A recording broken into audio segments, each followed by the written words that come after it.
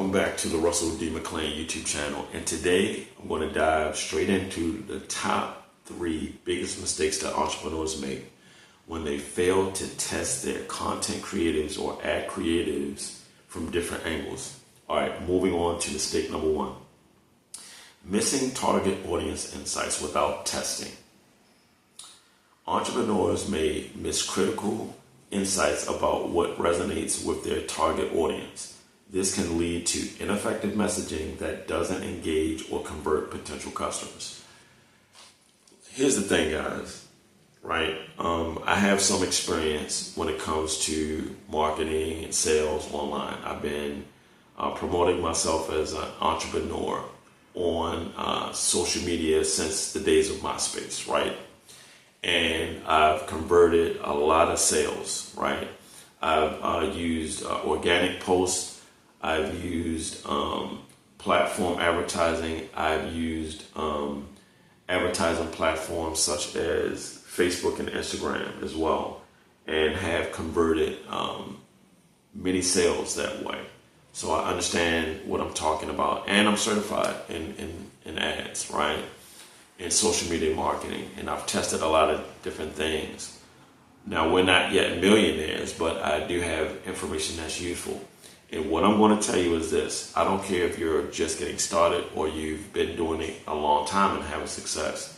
You always have to test your approach, because you never know what a segment of an audience may be interested in or what they're looking for, or if your specific message is hitting home. Even if you have a good product market fit, the reason why they are looking for the solution of that product or service may differ entirely.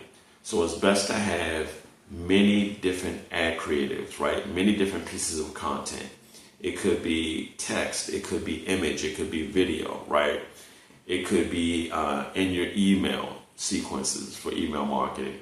You want to use different approaches, and that's why they say if you want to get better answers, ask better questions, because you cannot assume anything. If you always start off with questions when you are running ads and things of that nature, and you're doing surveys, you can actually get a lot better feedback for your approach, which will give you the content for you to provide a better context for a specific audience, right?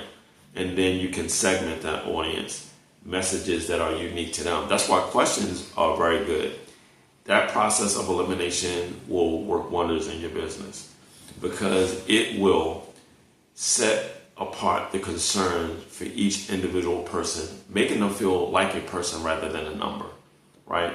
It will have them feel special, not just simply including their name and their unique messaging, right? But actually focusing on what matters to them, what their concerns are, what their individual pain points are. If you get better at asking questions, it will change your life. That's why I think the NEPQ question book is a great resource. NEPQ question book. I think it's, I don't even want to mess the acronym up, but that acronym, NEPQ question book. I mean, I think you should look into that book as a resource. I'll leave a link in the description for you to check that out. Jeremy Miner created that actual strategy of questioning for salespeople and marketers and entrepreneurs. It will actually give you a framework, and then you can even build on that and ask even more better questions. But I really do find it very effective when you ask questions and listen, right? Then you'll get the information. They will tell you everything it is that you need to know to actually persuade them better, right? Because selling is not convincing, it's persuading.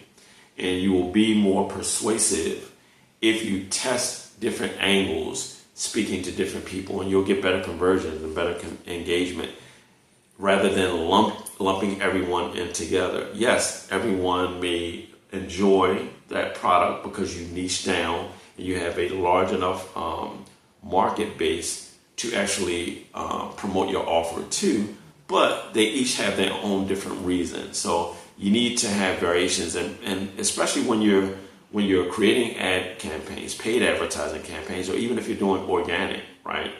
You must test it because one process may not work. It may need you to tweak your headline or sub-headline or thumbnail. It could be a myriad of things, but you always need to be testing, right? Your approach, testing the angle. And this is true for every media buyer, every marketer. We all have to do this, whether you're new or old. Moving on to mistake number 2. Wasted resources. Investing time and money into a single approach without validation can result in wasted resources. Entrepreneurs might spend significant amounts on marketing campaigns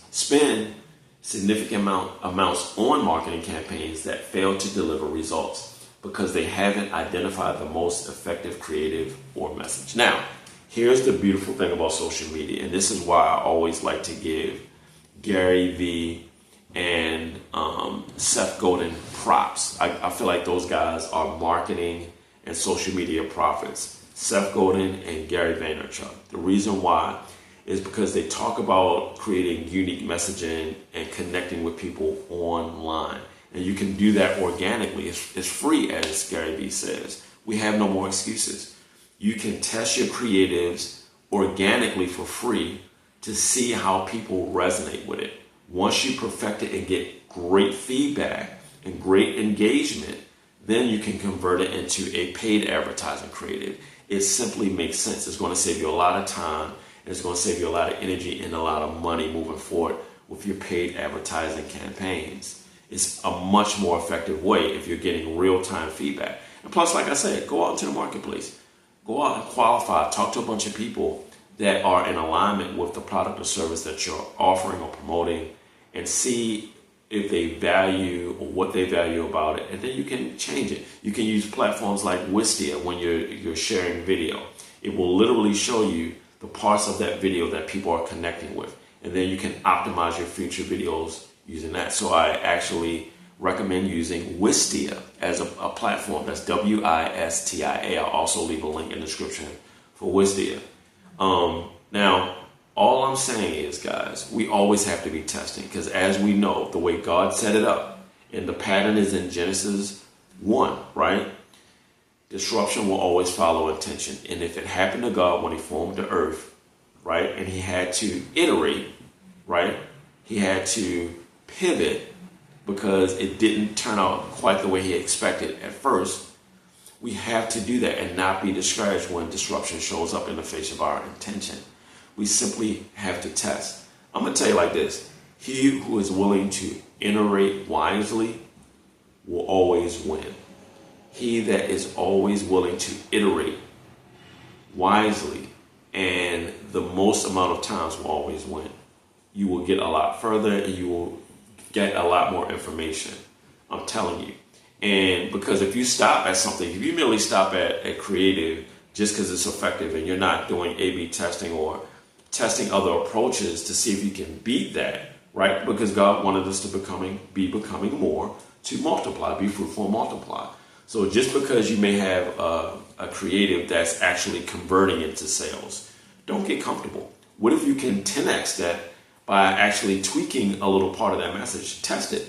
And on today's platforms, such as Google and Facebook, and I'm pretty sure many others, they will allow you at no extra cost to have the principle or the control, which means the main one that's already proven to convert in sales, running without being affected while you test the next one, right next to it, to see if it could yield similar or better results. But you always want to be testing. You never want to get comfortable or complacent.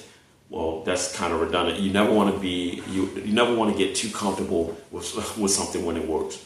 Always aim to be more, because it'll give you the ability and the resources to reach more people and to serve people at a higher level. Moving on to mistake number 3.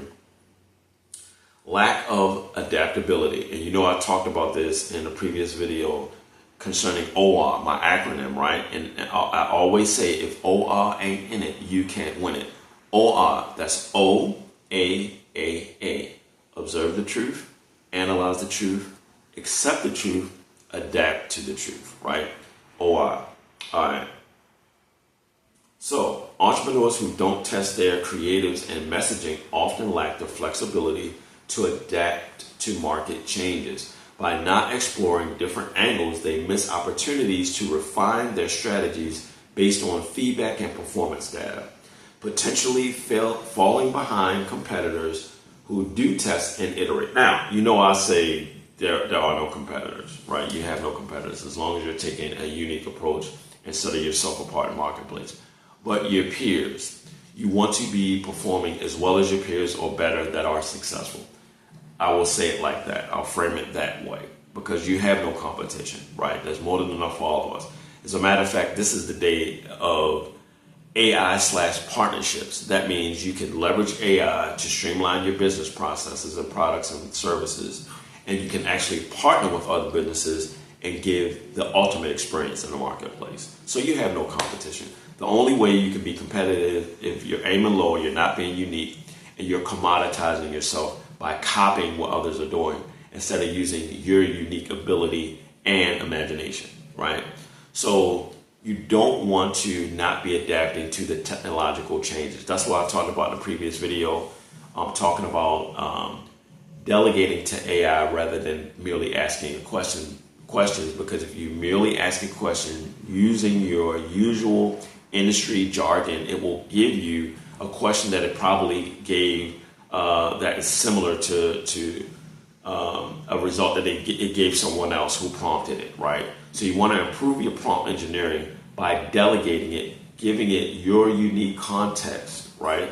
From your unique business process and the way you and your team does things in your business and the unique value that you offer. When you give it that framework, that context, it will give you better information, right? So we always want to be adapting. You always want to remain flexible. That is why in Clayton Christensen's book, The Innovator's Dilemma, when he talks about those big brands from the past that got disrupted by these new advanced companies, is because they forgot the type of business that they were in. For example, Kodak, and this may or may not be correct, so don't quote me on this, but Kodak, let's just say that they assume that they're in the Polaroid business rather than the image delivery or photo delivery business, which means they may not advance from Polaroid to digital, right, in the way that they deliver their photos, which means they become obsolete. The same mistake that the record industry had made when they didn't adapt the streaming model, right? When they wanted to continue to push CDs, right? Because they thought it was an advancement, and it was, but it wasn't the next level. Streaming was the next level. That's why companies like Spotify and Apple Music actually have a leg up on the industry, and the record industry has to comply with it. And the only thing that set the record industry apart is because it actually had the intellectual properties of recording masters and publishing and stuff that it could leverage, right?